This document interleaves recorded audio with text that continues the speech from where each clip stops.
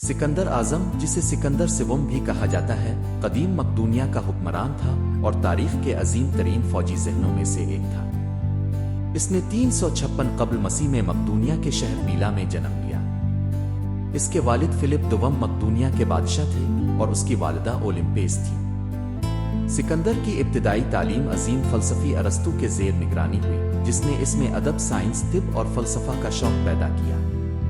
16 साल की उम्र में सिकंदर ने मकदूनिया की हुकूमत संभाली जब उसके वालिद जंग पर गए। 336 कब्ल मसीह में फिलिप दुवम के कत्ल के बाद सिकंदर ने मकदूनिया का तख्त संभाला और अपने मुखालफीन को शिकस्त दी। इसने अपनी फौज के साथ फारिस की तरफ पेशकदमी की और दरियाए गिरानिकिस पर पहली बड़ी फतह हासिल की। सिकंदर ने फारिस की सल्तनत पर हमला किया और एशिया माइनर, शाम और मिस्र के बड़े हिस्से फतह किए।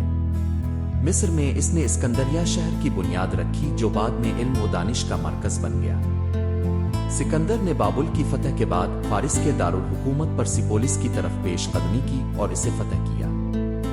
इसने फारिस के बादशाह दारा सिवम को शिकस्त दी और फारिस की सल्तनत पर कब्जा कर लिया। 326 छोटी जंग में सिकंदर ने फतह हासिल की, लेकिन इसकी फौज ने मजीद पेशकदमी से इनकार कर दिया, जिसके बाद वो वापस मकदूनिया लौट गया।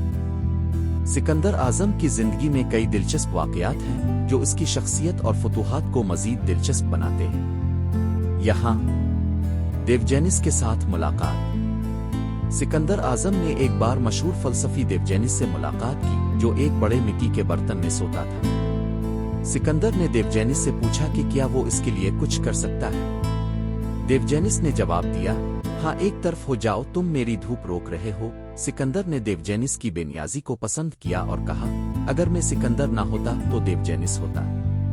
सिकंदर आजम ने अपनी 15 साला फतूहात के दौरान कभी भी जंग नहीं हारी। इसकी फौजी हिकमत अमली और तेज रफ्तार हमले इसे दुश्मनों पर बर्तरी देते थे। सिकंदर ने अपनी फतूहात की याद में 70 से ज्यादा शहर कायम किए, जिन्हें इसने इस्कंदरिया का नाम दिया।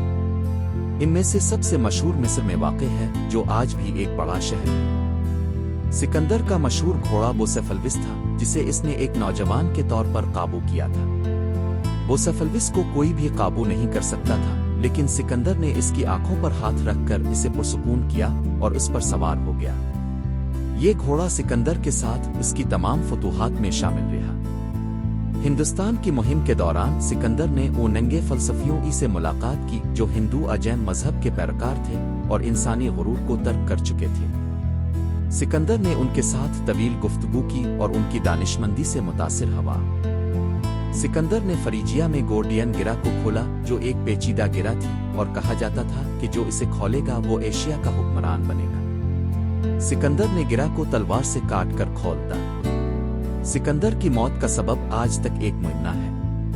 कुछ मुअर्रिखीन का मानना है कि वो बीमारी से मरा, जबकि कुछ का ख्याल है कि इसे जहर दिया गया था। सिकंदर की फौज उसके साथ इंतहाई वफादार थी। इसकी फौज ने इसके साथ हजारों मील का सफर किया और कई जंगें लड़ें, लेकिन कभी भी इसका साथ नहीं छोड़ा। सिकंदर की मौत 323 कब्ल मसीह में बाबुल में हुई।